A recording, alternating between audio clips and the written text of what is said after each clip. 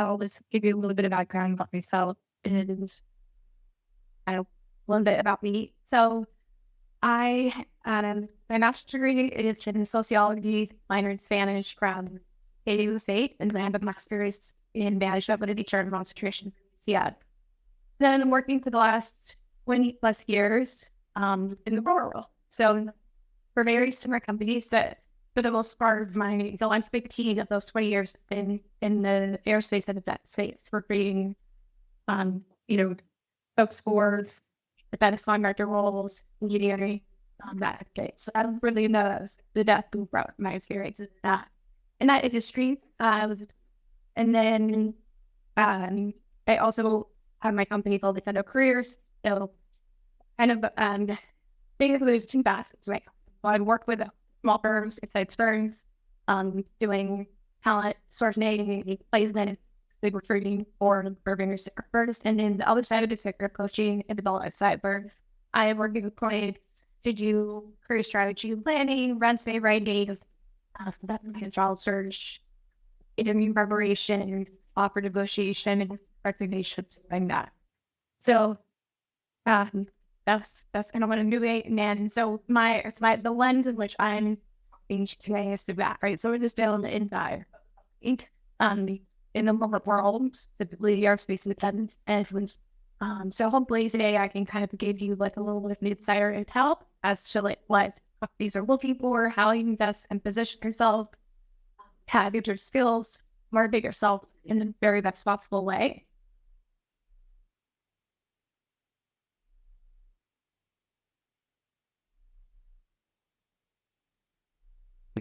Over the last, 9 months, have gone crazy. Like there have been some layoffs, so some of that's contributing to like what's happening. But there's so much good talent on the market that is very competitive, like crazier than I've seen in a long time.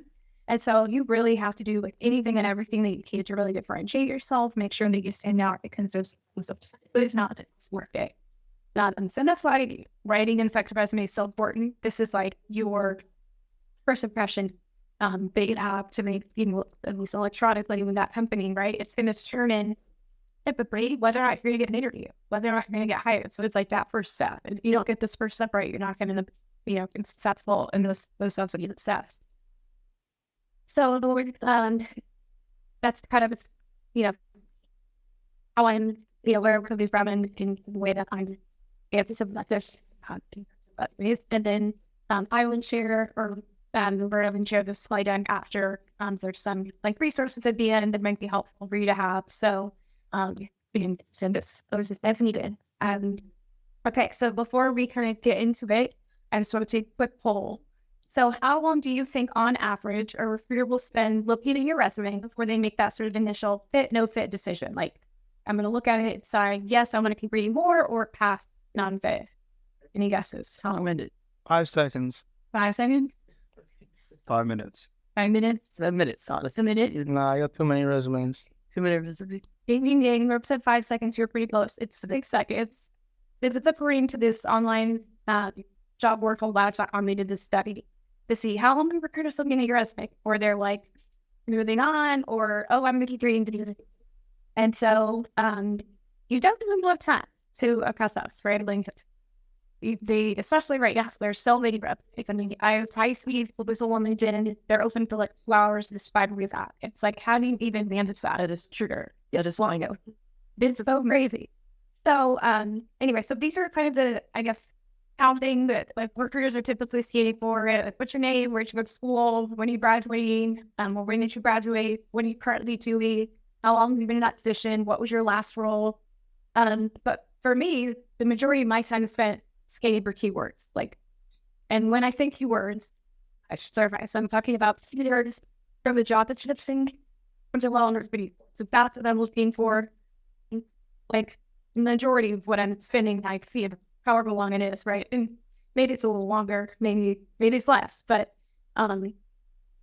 that's what I'm typically kind of really doing the majority of skating for. It's like, does it look like this resume looks like this job description?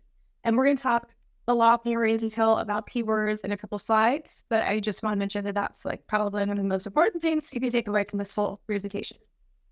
And So next, I just want to kind of walk through. Well, it doesn't really matter. The details out. I'm just going to talk through kind of the sections on the resume. Sir, we actually see a clear one on our end. Anyway, so I'll just walk you through kind of section by section and talk to you about what I'm looking for, what it should look like, recommendations, what should be there, what shouldn't be there. So before I look at any of the like data that's on the resume, I'm just kind of looking at overall. What does it look like? Is it concise? Is it consistent? Is it easy to read? Is there sufficient white space? Or does it just look like one big blob of text? So that's important. Consistency is really important. So if you're bolding 100, bold them. If you're italicizing a job title, do the same for all of them. Just be, whatever, it doesn't matter how you do it, just be consistent throughout. Make sure that your bullet points all line up. And some of this might sound like this is like no brainer, but you would be surprised at how many, resumes I've seen that don't have this. So make sure your bullet points line up. Make sure the spacing is consistent, and even the resume. So make sure that it is error-free, right? So it doesn't have like really like grammatical punctuations, spelling mistakes. Have someone else look at it, because you look at that 100 times and you're not going to see it. Just have someone else, another set of eyes on it. But that's pretty much it. And then first thing, like I'm reading on a resume, is your objective or your summary statement.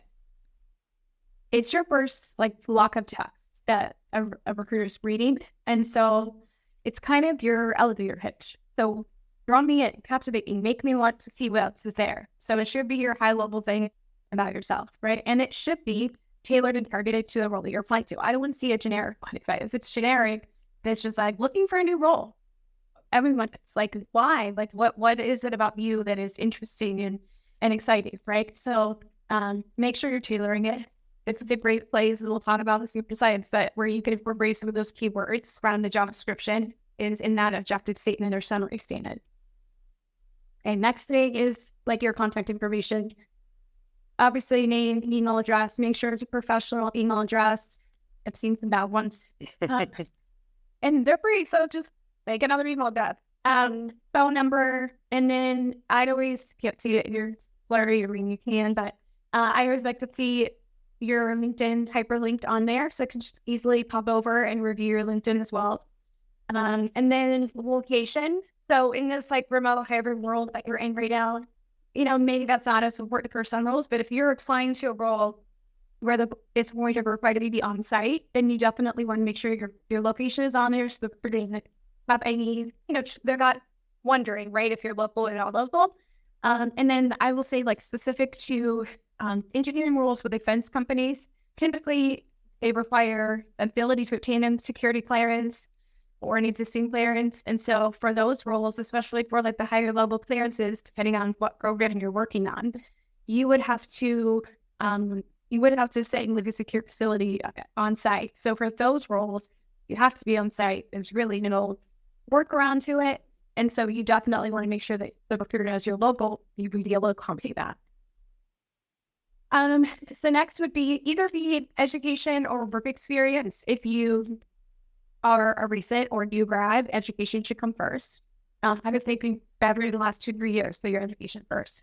Make sure your university, your degree is on there.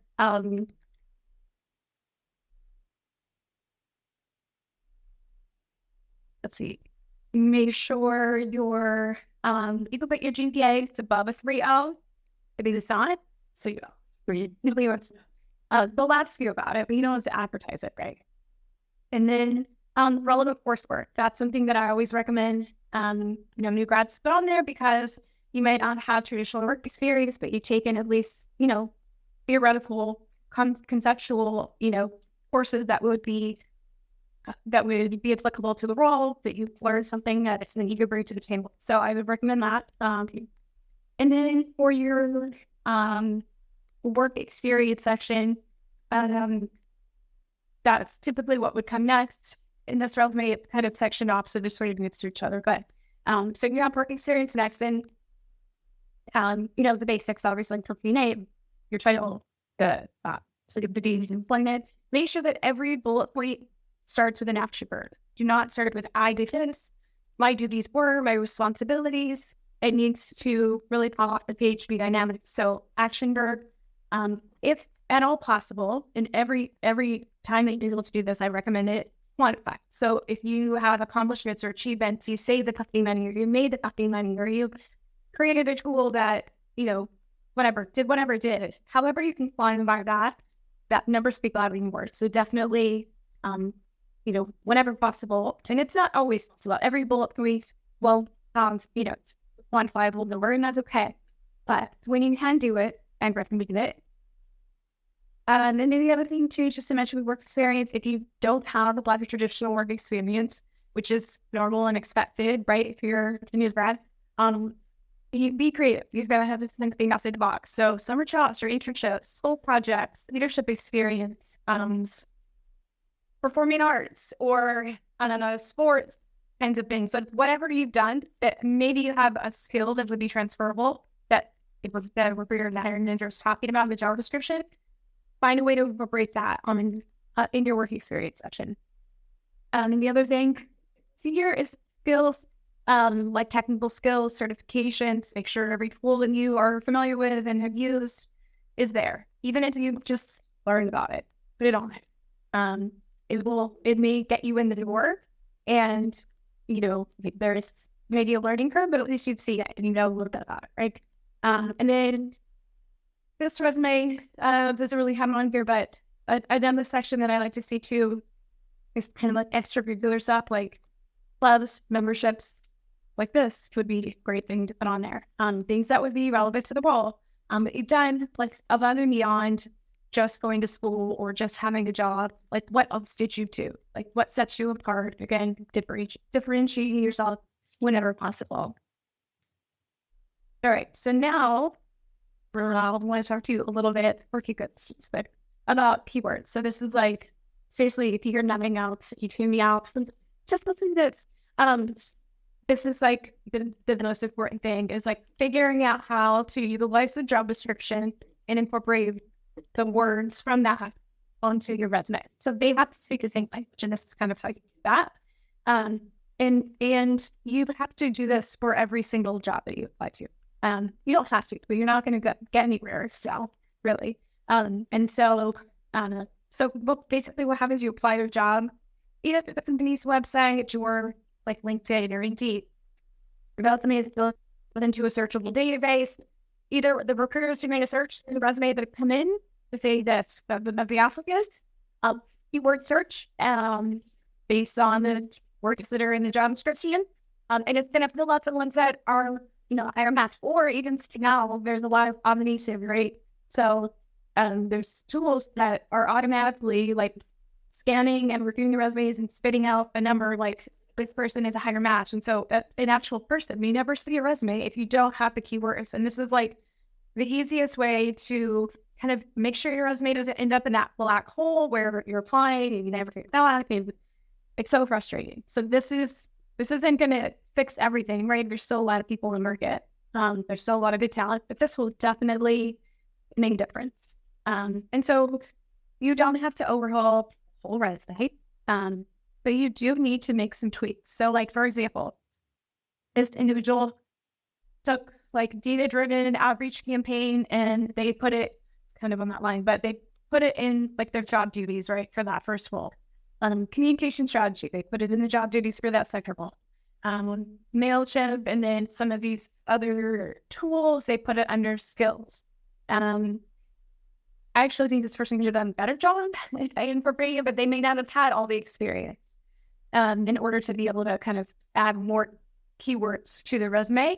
And that's the other thing too is, this is the key, right? So like being able to kind of get through that gatekeeper, but don't inflate your experience. If you don't have it, don't put it on there just to like make it through, because ultimately in an interview, it's not going to end well. They will find out that you don't really know what you're doing, right? But if you do have experience, but maybe you have it stated it just in a different way, just emulate, the verbiage on the job description word for word, as long as you've done it. You just, like I said, if they have to speak the same language, that's kind of where we do that. And then the other thing I wanted to mention too, so like this person, it says like, or this job description, skilled in communication and negotiation.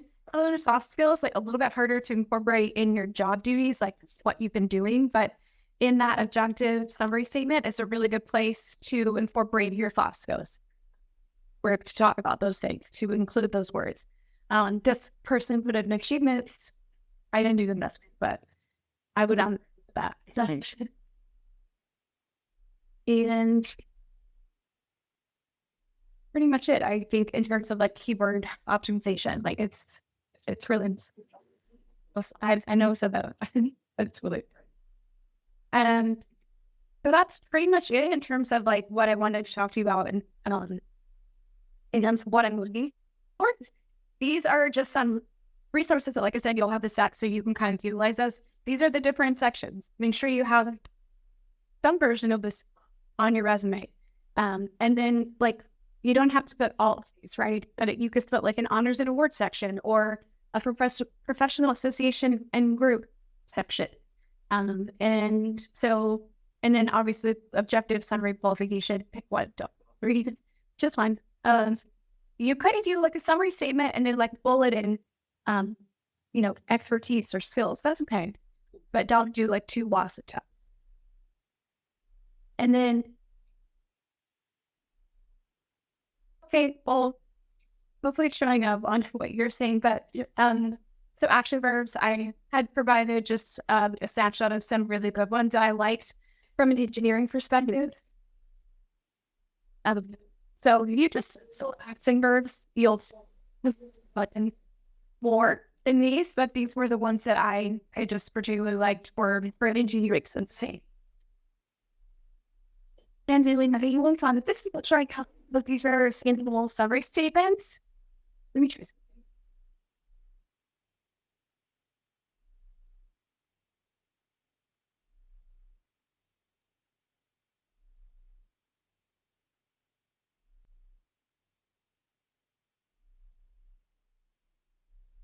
This is sorry. Yeah, I mean, I opened it up on PowerPoint. Games wants you to use Microsoft. Yeah. this is in Canva, so I don't have to agree. It shows.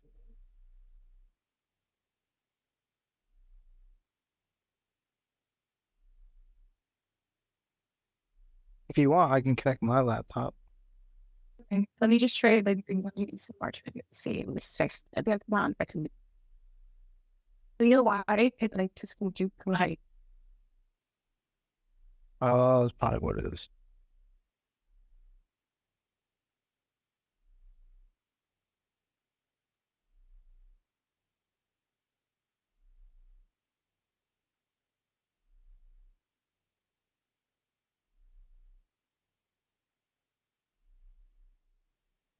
There it is.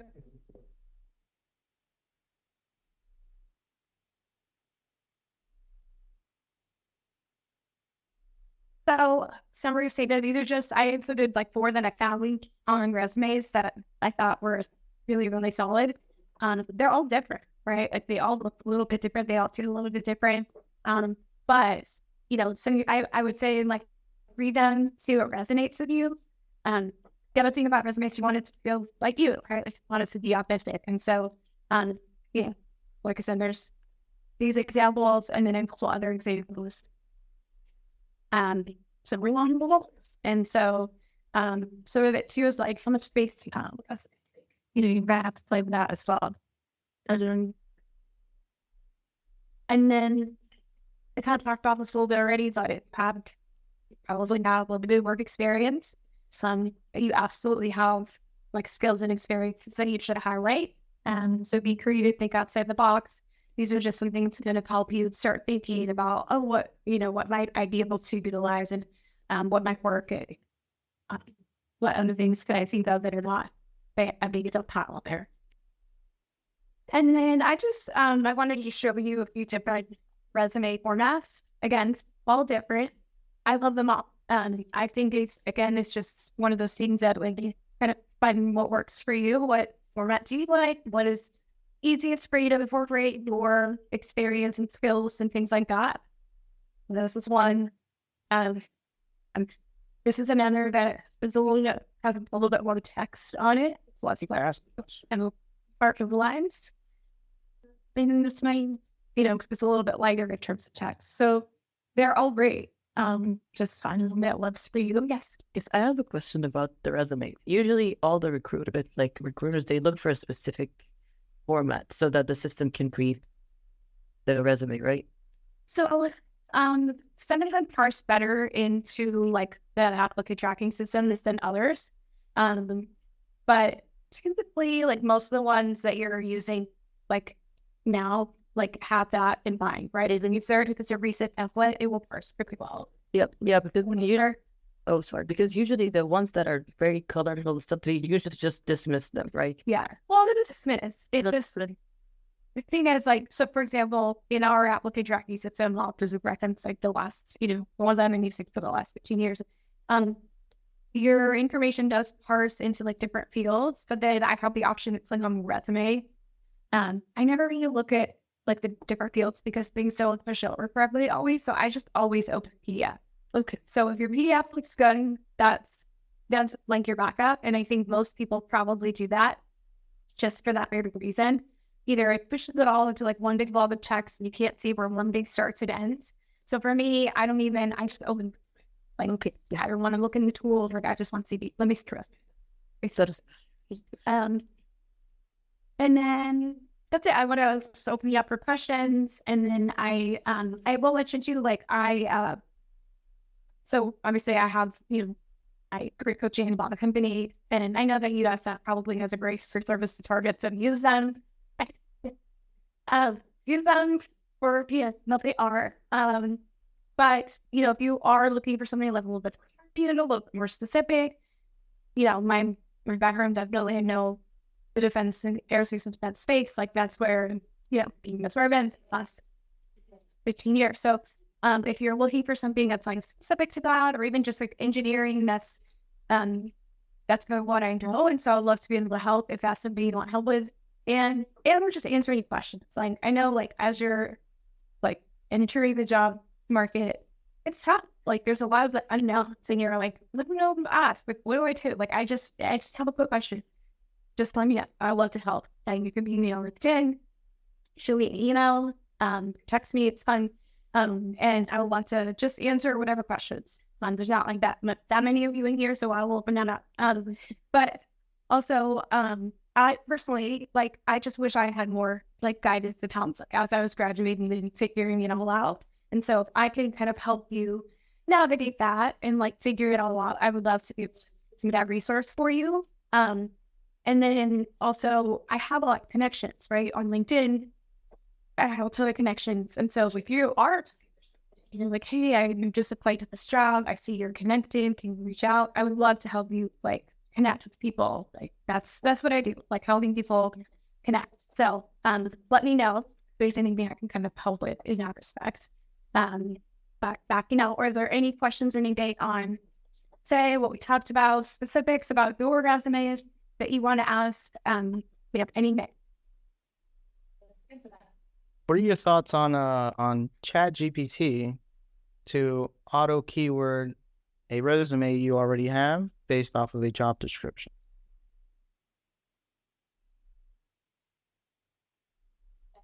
To make sure it's not like over keyworded. It's like basically just copied and pasted the job description. I haven't used it, so I can't really speak to it in terms of like, utilizing it in that purpose. But I'm sure there's some value to it. I'm just always hesitant when things are not, when it's just all automated. It's like it takes the person out of it, and I can tell, like, this looks a little counterfeit to me. Not counterfeit, but like, I can tell somebody else did this. If it was ChatGPT or if it was like, whatever. So like, it just feels inauthentic a little bit. I'm sure there's some value and it can save you some time. I think it's the starting point, and then you have to just make sure it like makes sense. I think. Okay. Yeah. You mentioned a bit about different templates. Do you have like a preferred source for different templates? So I love Canva. As you can see, I did this quick. I don't know why, but it's for me. It's so easy to use, and like there's so many and free, and you can just really kind of move things around and play with them, and it's easy to use and edit. So when I do resumes, for my clients, I do them in Canva. But there are other, probably other resources out there. I'm sure there are the paid templates you can get as well. But for what you get and what it is, I love Canva. This is not a peanut. No, it's about to. They didn't sponsor us. Any other questions? I just think about having one photo on your resume. Well, I feel like for certain roles, like more creative type roles, that's kind of like something that probably more people would want to see. I personally, anytime a client sends me a resume, wants to get in it, and there's a picture, I work it because I just feel like it opens you up to being discriminated against, like whatever you, it's like it gives someone, this, like, but they look at your name, maybe they don't know, and so I just feel like it kind of keeps like levels the playing field with them, provided they don't know exactly what something looks like, but for like more of a readable, like I did as for a woman who's like a digital marketing specialist, and hers, she had it on her and I did not take it off. And I left it on just because that role, I think she would even, it was a little bit more. So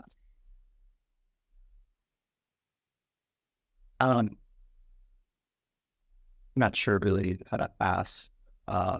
I'm studying to get a certification, but I'd like to include that in my resume. Is there a better way for incorporating that? Say that you're like in the progress.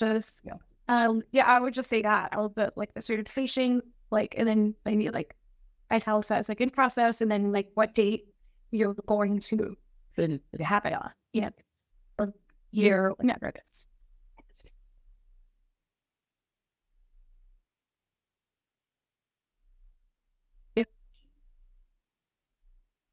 Do you think adding the concentration of our major is a big deal? To the resume? Okay.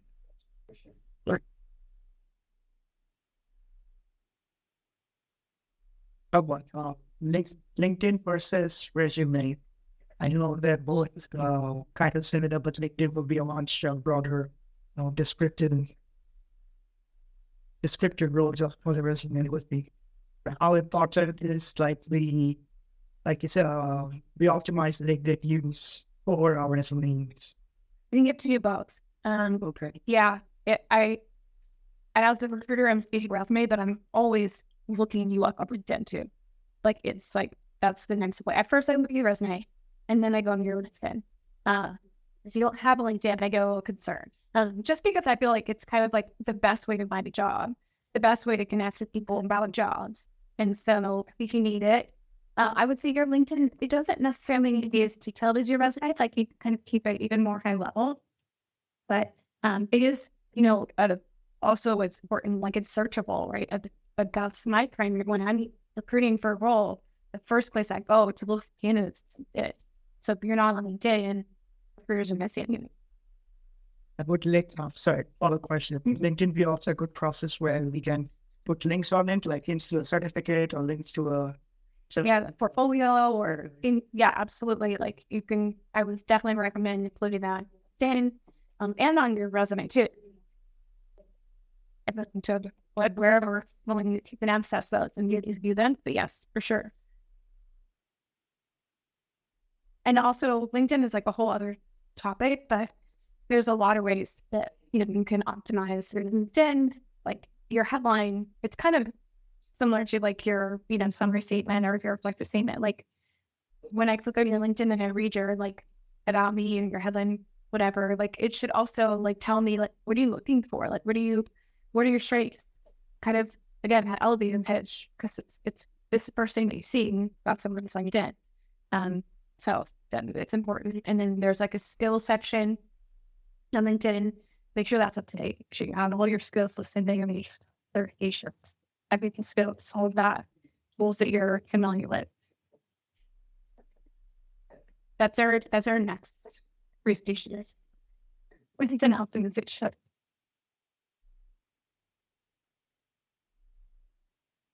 You be able to look over our resumes? Yeah. The ones that we currently have? Yeah, we printed a whole bunch out. So I don't have a red pen though. I have a red pen. I guess red Gotta be red. Gotta be red. for sure. I guess I can. That's done.